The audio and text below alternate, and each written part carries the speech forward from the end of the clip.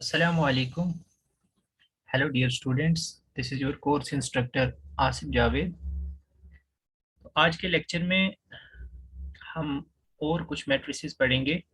कल हमने देखा था types of matrices on the basis of entries, यानी एंट्रीज कहाँ पे हैं तो उसके बेसिस पे. जैसे कि हमने देखा था कि अगर एंट्रीज अलोंग द डायगोनल सिर्फ नॉन जीरो हो तो उसको हम डायगोनल मैट्रिक्स कहते हैं. इसी तरह से अगर डायगोनल मैट्रिसेस डायगोनल एंट्रीज जो है वो सेम हो जाएं तो वो स्केलर मैट्रिक्स हो जाता है.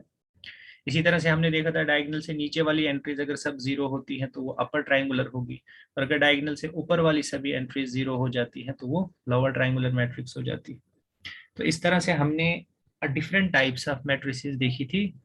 और भी हमने देखी थी सिमेट्रिक मैट्रिसेस क्या होती हैं, स्क्यू सिमेट्रिक मैट्रिसेस क्या होती है, हर्मिशियन मैट्रिक्स क्या होती है, स्क्यू हर्मिशियन मैट्रिक्स क्या होती है.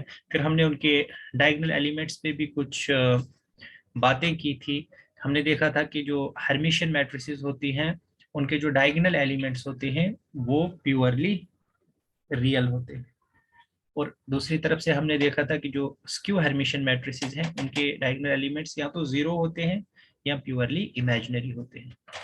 बात जब हमने स्क्यू सिमेट्रिक मैट्रिक्स की थी तो वहां पे भी ये चीज हमारे सामने आई थी कि स्क्यू सिमेट्रिक मैट्रिसेस की डायगोनल एंट्रीज जीरो होती हैं, और वो क्यों होती हैं वो भी हमने देखा था.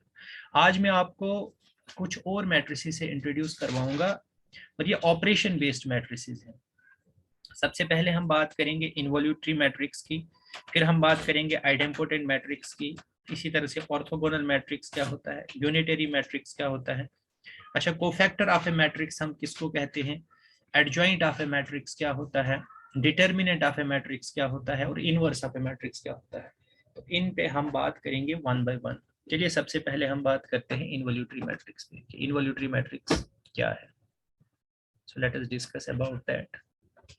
आई will try to keep things as simple as that, because ये कोई हाई फाई कॉन्सेप्ट नहीं है, बहुत ही सिंपल से कॉन्सेप्ट है. बस आपकी तवज्जो मुझे चाहिए, I need your full attention. तो देखिए सबसे पहले हम इन्वोल्यूटरी मैट्रिक्स को डिस्कस करते हैं.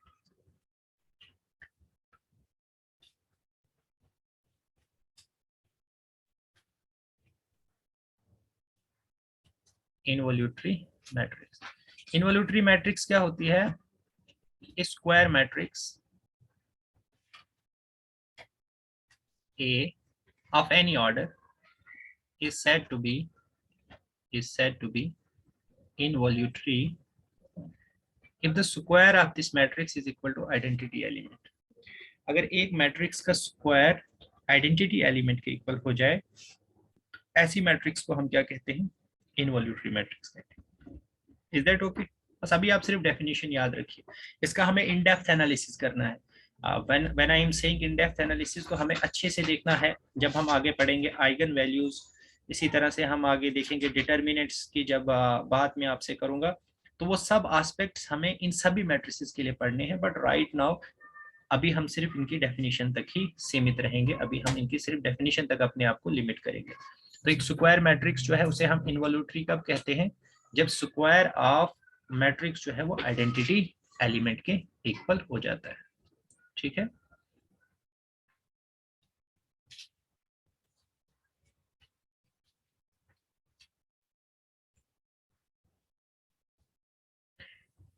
अच्छा, उसके बाद अब बात आती है आइडेम्पोटेंट मैट्रिक्स की.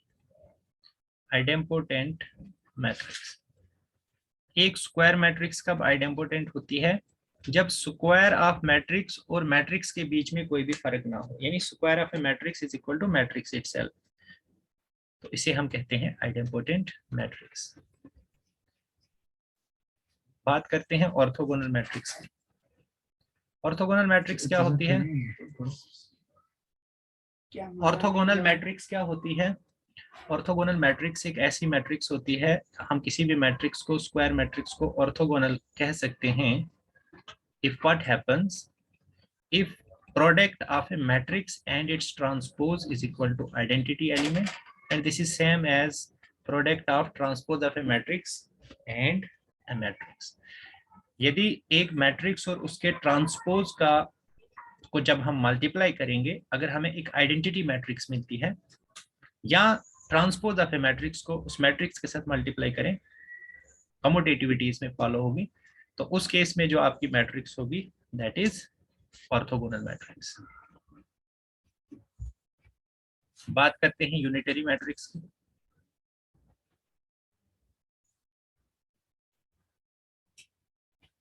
एक मैट्रिक्स कब यूनिटरी होती है? जब एक मैट्रिक्स और उसका हेर्मिशियन, हेर्मिशियन आप सॉरी क्या कह रहा हूं मैं, जब एक मैट्रिक्स और उसका ट्रांजुगेट जो है उसका प्रोडक्ट आइडेंटिटी मैट्रिक्स के इक्वल हो जाए, या ट्रांजुगेट ऑफ ए मैट्रिक्स और उसका प्रोडक्ट एक मैट्रिक्स के साथ वो किसके इक्वल हो जाए?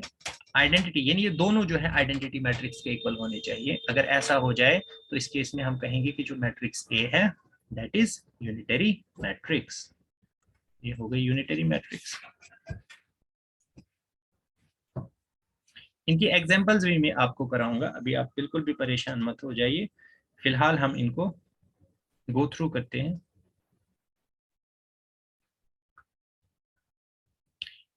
नेक्स्ट करते हैं बात हम कोफैक्टर ऑफ ए मैट्रिक्स की। This is very important concept in the world of matrices.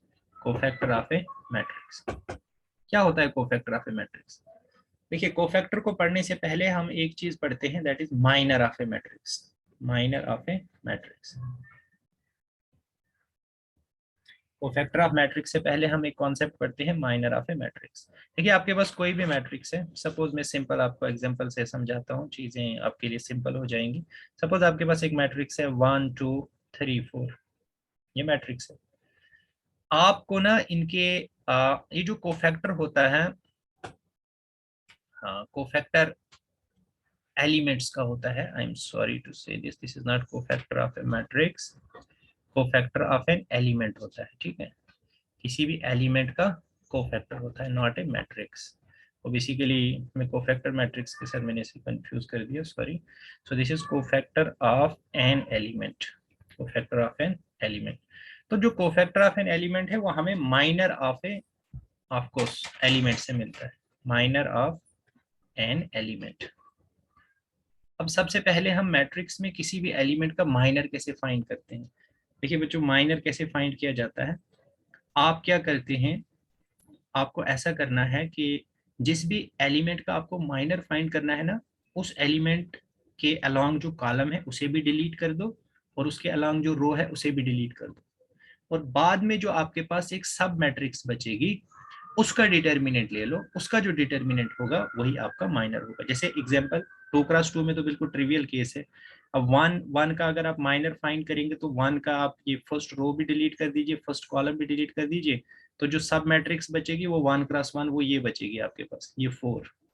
अब इसका डिटर्मिनेंट आप लेंगे 4 का डिटर्मिनेंट, तो 4 का डिटर्मिनेंट क्या होगा? 4 ही होगा।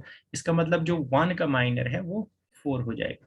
2 का माइनर जब आप फाइंड करेंगे, let me take another colour, 2 का जब आप माइनर फाइंड करेंगे, ये भी डिलीट कर दीजिए, ये भी, तो अब सब मैट्रिक्स कौन सी बची? 3। अब 3 का डिटर्मिनेंट क्या होगा? This is determinant of 3 which is equal to 3। तो इस तरह से इसका जो माइनर है वो क्या हो गया? 3। तो ये इसमें सिमिलरली 3 का आप देखेंगे तो ये और ये डिलीट हो जाएगा तो 2 आ जाएगा, 1 का देखेंगे ये और ये डिलीट हो जाएगा तो ये आ जाएगा। अब हम 3x3 देखते हैं, वहां पे चीजें थोड़ा और हमें क्लियर फ्रेम में दिखेंगे। हम एक 3x3 मैट्रिक्स लेते हैं,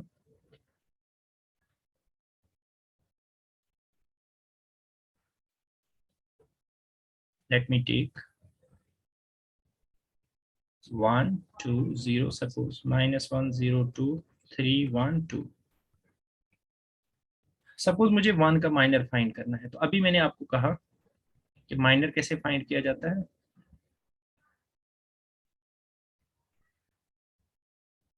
Just let me get it from it. Okay, 1 का माइनर कैसे फाइंड किया जाएगा? 1 का आप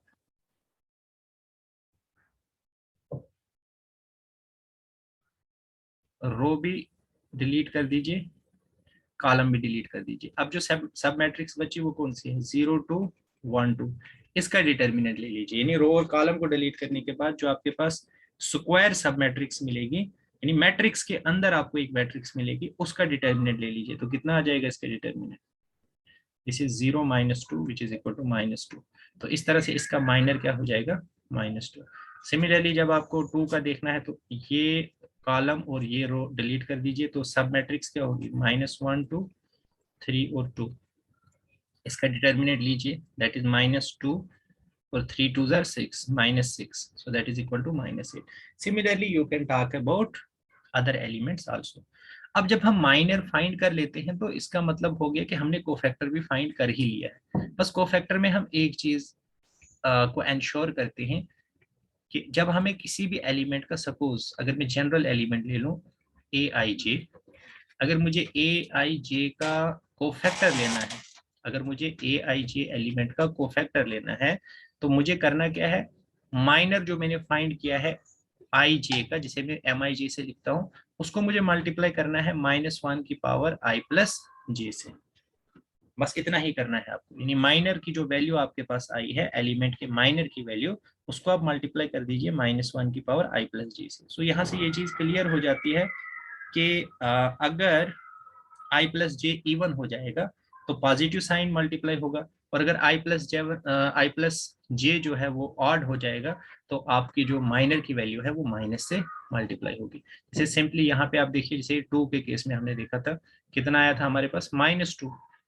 अब अगर इसका कोफैक्टर मुझे 2 का फाइंड करना होगा तो किसके इक्वल होगा cofactor of 2, that is equal to -1 की पावर, क्या पोजीशन है 2 की, दिस इज a1 2, तो 1 + 2 इंटू क्या पाया इसका माइनर, माइनर क्या आया था 2 का, दिस इज -1 इंटू -2, तो ये हो जाएगा +2। सिर्फ हमें ये देखना है कि जो माइनर है, माइनर को हमें मल्टीप्लाई करना है -1 की पावर i प्लस जे से। सिंपल सी बात है कि अगर जो आपका एलिमेंट है उस एलिमेंट के जो सबस्क्रिप्ट्स हैं, यानी रो नंबर और कॉलम नंबर, अगर रो नंबर और कॉलम नंबर का सम ऑड होता है तो माइनर को आप मल्टीप्लाई कर दीजिए माइनस के साथ, और अगर उनका सम इवन होता है तो माइनर को एज इट इज रखिए, यानी उसको आप मल्टीप्लाई कर दीजिए प्लस के साथ, तो आपको मिल जाएगा कोफैक्टर। ठीक है, कोफैक्टर। अब कोफैक्टर को जनरली हम ए, कैपिटल ए से डिनोट करते हैं, यानी अगर हमारे पास एक एलिमेंट है aij, तो इसका जो कोफैक्टर है, generally it is a convention, इसको aij लिखते हैं। ठीक है, जैसे हमारे पास एक मैट्रिक्स है a11 a12 a13 a21 a22 a23 a31 a32 a33। ठीक है, तो a11 का कोफैक्टर क्या होगा, कैपिटल a11, a12 की जगह इसका कोफैक्टर लिखिए a12, a13 की जगह इसका कोफैक्टर लिखिए a13। इसी तरह से हर एलिमेंट की जगह इसका कोफैक्टर लिख दीजिए।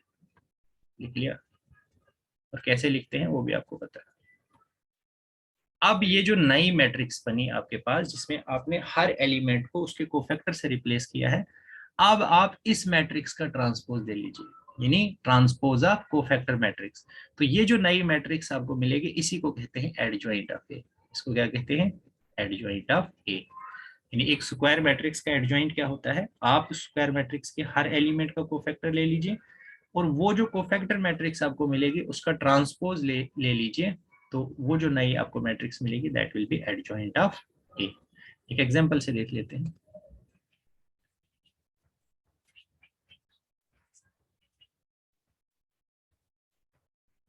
सिंपल सी एग्जांपल लेते हैं, जैसे 1 2 0 -5। ठीक है, ये आपके पास बच्चे ए आ गई। अब आप इसकी कोफैक्टर मैट्रिक्स देखिए, कोफैक्टर मैट्रिक्स क्या होगी, हम एडजॉइंट ऑफ ए फाइंड करना चाहते हैं, तो इसकी कोफैक्टर मैट्रिक्स क्या होगी, शाबाश। 1 का कोफैक्टर क्या है, ये और ये डिलीट कर दिया, -5, सिंपली -5 आएगा, क्योंकि 1 + 1 2 होता है, तो उससे साइन में कोई डिफरेंस नहीं होगा। ये और ये डिलीट हो गया तो 0, अब माइनस ऑफ 0 क्या होगा, 0 ही होगा। ये और ये डिलीट हो गया तो 2, लेकिन ये 2 1 है तो -2 आ जाएगा। ये और ये डिलीट, इसका कोफैक्टर क्या आएगा, 1 1 ही आएगा क्योंकि पॉजिटिव। तो ये मिल गया आपको मैट्रिक्स, कोफैक्टर मैट्रिक्स। इसका ट्रांसपोज देके हमें एडजॉइंट मिलता है, तो ट्रांसपोज क्या बनेगा इसका, -5 0 -2 और 1। ठीक है, तो this is adjoint of A. Similarly आप 3x3 मैट्रिक्स के लिए भी देख सकते हैं, किसी भी ऑर्डर की मैट्रिक्स आपके पास होगी, सिंपली आपको करना क्या है, हर एलिमेंट का कोफैक्टर फाइंड कीजिए, उसके बाद वो जो मैट्रिक्स मिलेगी कोफैक्टर मैट्रिक्स उसका ट्रांसपोज ले लीजिए, उसका ट्रांसपोज लेके जो है आप इजिली देख सकते हैं कि वो जो नई मैट्रिक्स आपको मिलेगी that will be adjoint of A, यानी एडजॉइंट ऑफ ए भी अपने आप में क्या है, एक मैट्रिक्स है। अब एक बहुत ही इंपॉर्टेंट चीज मैं आपको बताने जा रहा हूँ, दैट इज डिटर्मिनेंट। आप बच्चों को पता होगा क्योंकि आप बच्चे most of you have done your post graduation, so if you have done your post graduation that you have been through your undergrad also, you have done your undergraduation also, so that means you have gone through all these small things. तो determinant जब आपने पढ़ा होगा ना, तो determinant एक तो आप सबसे पहले 2x2 से शुरू करते हो, वही हमारा बेस होता है। यानी अगर ये हमारे पास A11 है, ये A12 है, ये A21 है, ये A22 है, तो इसका डिटर्मिनेंट कैसे आप लेते हो, A11 A12 cross multiplication, this minus A21 A12, इसको आप बेस मानते हो और इसी पे आप फिर हायर ऑर्डर मैट्रिसेस का डिटर्मिनेंट फाइंड करते हो। अब हायर ऑर्डर मैट्रिसेस का डिटर्मिनेंट आप कैसे फाइंड करते थे, अगर आपको याद हो, याद है बच्चों आपको, ये रहा आपका A11 A12 A21 A21 A22 A23 A31 A32 A33।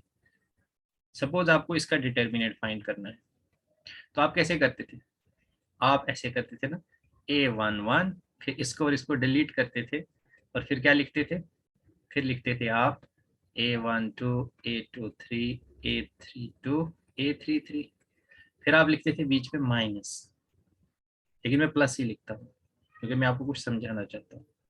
So this is A12, फिर आप इसको डिलीट करते थे और लिखते थे A21 A23 A31 A33। मैं रब करता हूँ,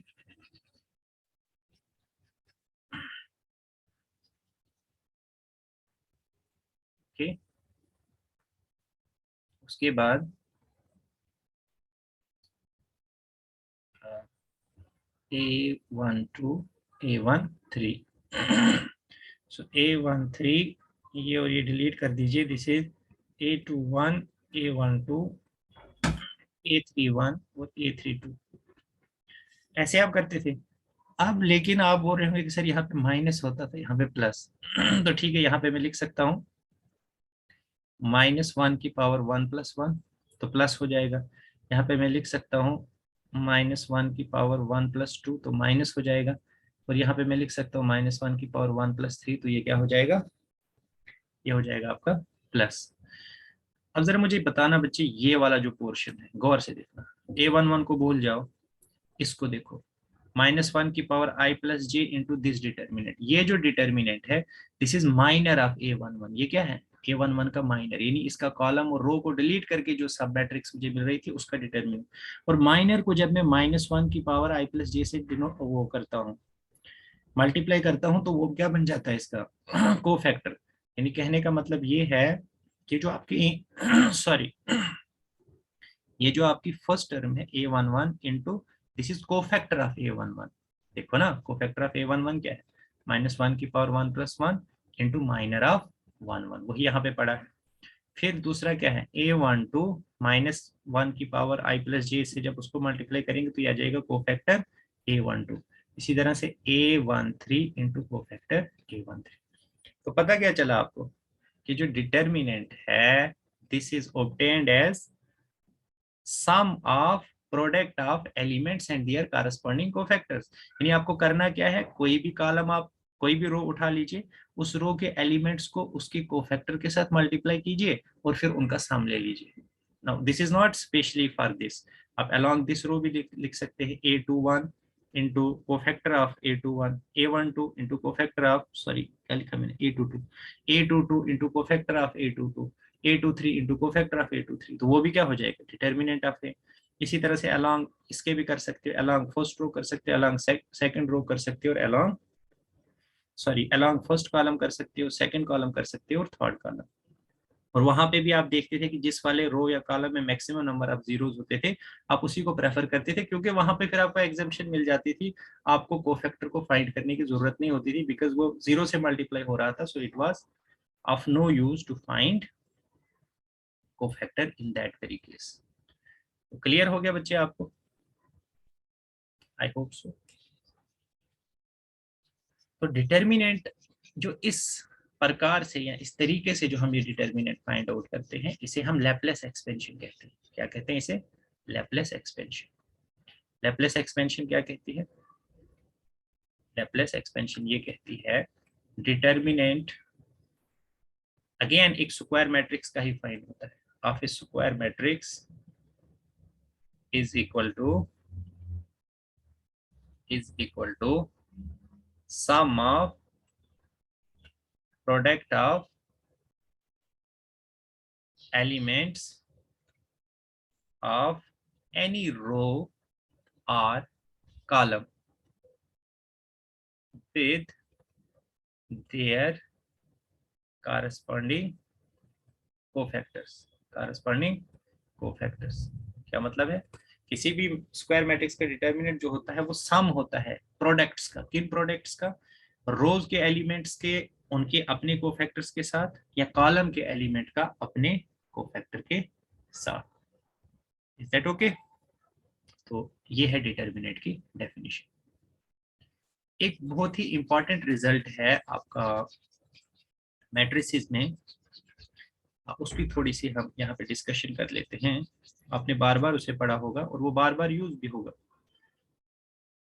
अगर आपके पास एक स्क्वायर मैट्रिक्स है तो A into adjoint of A, this is equal to determinant of A into I, where I is the identity matrix of order, जो A का ऑर्डर होगा। सपोज अगर A का ऑर्डर n है तो I का ऑर्डर भी क्या होगा? n। अब इसका प्रूफ थोड़ा सा इसमें आपको बता देता हूँ, वैसे बताना जरूरी नहीं था लेकिन आपकी क्यूरियोसिटी के लिए मैं बता देता हूँ। सिंपल से लेता हूँ मैं A11, A12, A21, A22, किसके साथ करना है इसको मल्टीप्लाई? इसके कोफैक्टर, ये सॉरी एडजॉइंट के साथ। एडजॉइंट क्या होता है? एडजॉइंट होता है कोफैक्टर मैट्रिक्स का ट्रांसपोज। मतलब अब मैं कोफैक्टर मैट्रिक्स का ट्रांसपोज सीधा लिख दूंगा। A11 A12 होना चाहिए था, वो फर्स्ट कॉलम बन जाएगा। A21 A22 वो बन जाएगा second column, second row change into second column, क्योंकि हमने ट्रांसपोज लेना है। अब इनको मल्टीप्लाई कीजिए जरा, शाबाश।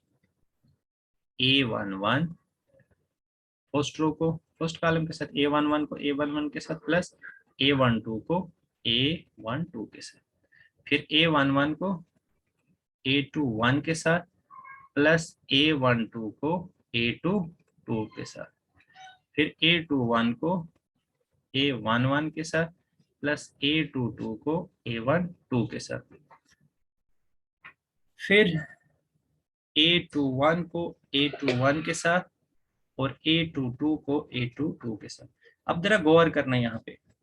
अब यहाँ पे आप गौर कीजिए कि मैंने आपको अभी बताया कि अगर आप किसी भी रो या कॉलम के अलोंग प्रोडक्ट ले रहे हैं एलिमेंट्स का उनके अपने कोफैक्टर्स के साथ, फिर उनका सम ले रहे हैं, तो वो डिटर्मिनेंट के बराबर होता है। लेकिन एक चीज मैंने आपको नहीं बताई, वो भी सुन लीजिए।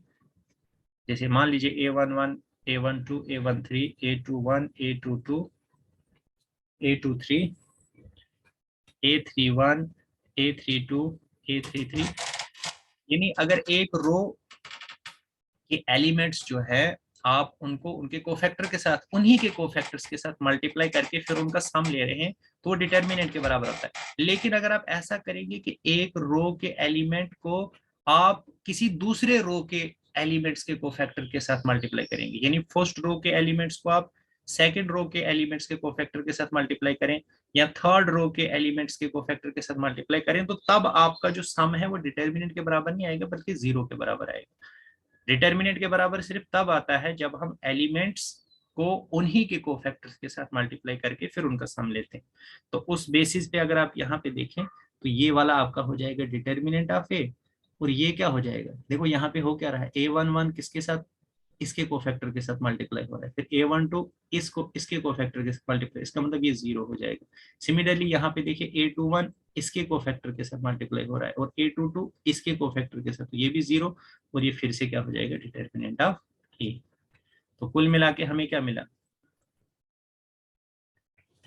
सो what we get, A into adjoint of A is equal to क्या मैट्रिक्स मिली हमें, डिटर्मिनेंट ऑफ A 0 0। देखो मुझे डिटर्मिनेंट ऑफ A एक नंबर होता है, ठीक है।